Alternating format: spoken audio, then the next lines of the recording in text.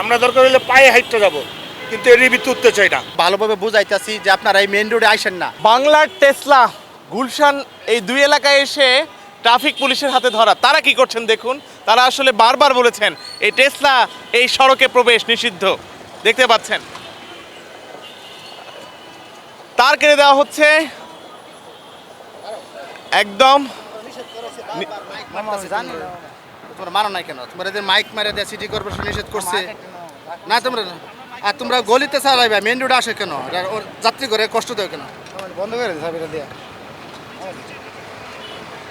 এরা এরা এরা রাস্তার ক্ষতি করে। মানুষ এই অ্যাক্সিডেন্টে বহুত লোক মারা যাইতেছে এগোর কারণে, কিন্তু মানে না।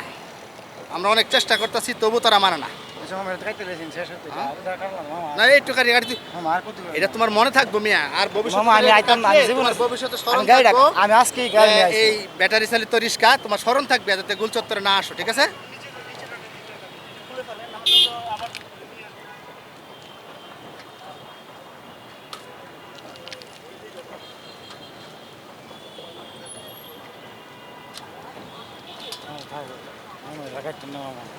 মামা আর ক্ষতি করেন না মামা, আমি আইতাম না মামা, বলছি দিতেও আইতাম না মামা। আরে তোমরা তো কথা শুনো না। তোমার প্রতিদিনই আমরা বলতাছি তোমরা গুল চত্বরে আইসো না, মেইন রোডে আইসো না। আমার কথা কোনো কর্ণপাত করে না। প্রতিদিনই তারা এই যে এইভাবে আমরা হাওয়াসারি আবার আসে এই রুটটা তারা ব্লক করে ফেলাইতেছে। এই অটো চালে, এই অটোগুলো অটো স্যার তোমরা সব জানো এটা যে ক্ষতি করে। দেখেন তো অবশ্যই মানুষ যেটাতে বিভ্রান্ত হয় সেটা করেন কেন আপনারা? আপনারা মানুষ, আমরাও মানুষ, আপনাদের কারণে সবার সমস্যা সৃষ্টি হচ্ছে। এই যে টেসলা ঢুকিয়ে দিল এখানটায়, কি বলতে চান? টেসলা ঢুকিয়ে দিল না না, এটা ভাই শাস্তি দেওয়া দরকার, কঠোর শাস্তি দেওয়া দরকার। এই অটোগুলা পুরো রাস্তাঘাটে মনে করেন যে গাড়ি ঘোড়া যে অ্যাক্সিডেন্ট যেভাবে করতেছে রাস্তাঘাটে, এগুলো ঠিক না, বুঝছেন? আর মেন রোডে উঠে বিবেক থাকা দরকার ভাই, বুঝছেন? সর্বপ্রথম বিবেক থাকা দরকার। মামা জানি না মামা, আমি জানি না মামা। খুবই দুর্বল, উল্টা পাল্টা চালায়, এগুলা যে চালায় শাস্তি দেওয়া দরকার, শাস্তি দেওয়া দরকার। প্রাইভেট কারের আগে যাইতে চায়, রাস্তার ভিতরে এত বিশৃঙ্খলা সৃষ্টি করে, মানুষের জন্য এত কষ্ট। এই পায়ের রিক্সা ছিল অনেক ভালো ছিল, কিন্তু এগুলা বাইরে যায় একটা মানে চলার মতন না। ঢাকা শহরে চলার মতন না, এরকম একটা পরিস্থিতি দিতে গেছে। এটা নিয়ন্ত্রণ করা দরকার। এটা সরকারের এটার ভিতরে ভালো মতন দৃষ্টি দেওয়া দরকার, এটা বন্ধ করা দরকার।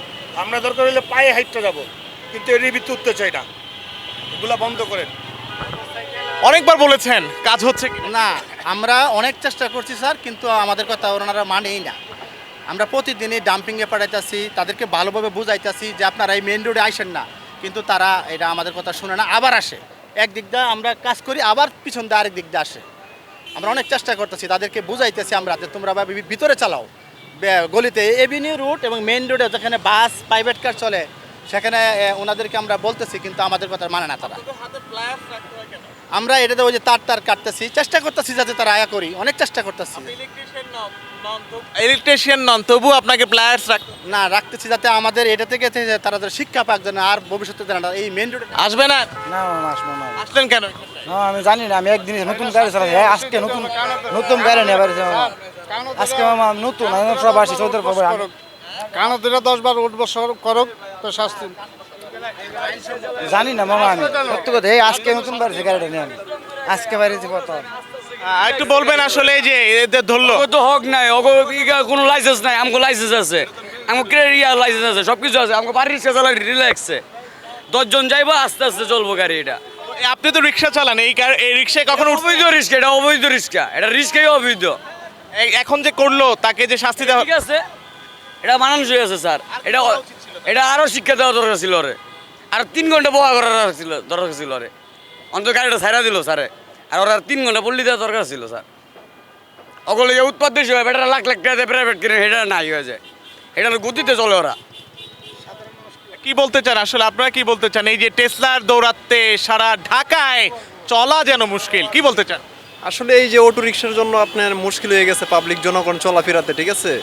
এটা ওনারা আপনার এই উচ্ছৃঙ্খলভাবে চলাফেরা করে, মানে কার তুই কে ওভারটেক করে যাইব, সেই জন্য জনগণ মানে আতঙ্কিত থাকে রাস্তায় হাঁটলে, এটাই আর কি।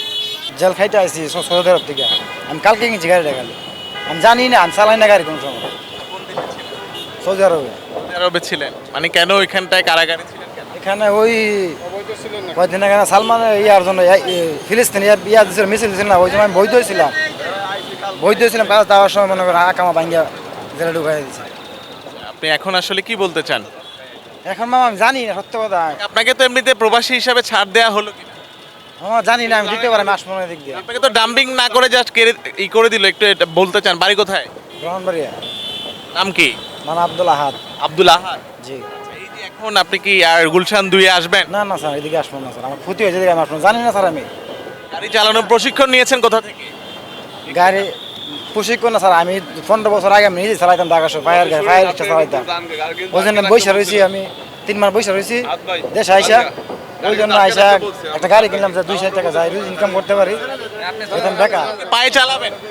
সমস্যা না, ফায়ার চালান।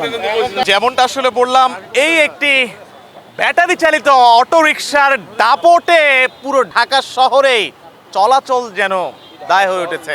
শুধুমাত্র ঢাকা নয়, অলিতে গলিতে যে দেদারসে দাপিয়ে বেড়াচ্ছে ব্যাটারি চালিত অটো রিকশা। তবে এই শাস্তি এখন যে দেয়া হয়েছে তাতে কি তারা শুধরাবে? এই প্রশ্ন প্রশাসনের কাছে। আশিক আরেফিন, ঢাকা জার্নাল।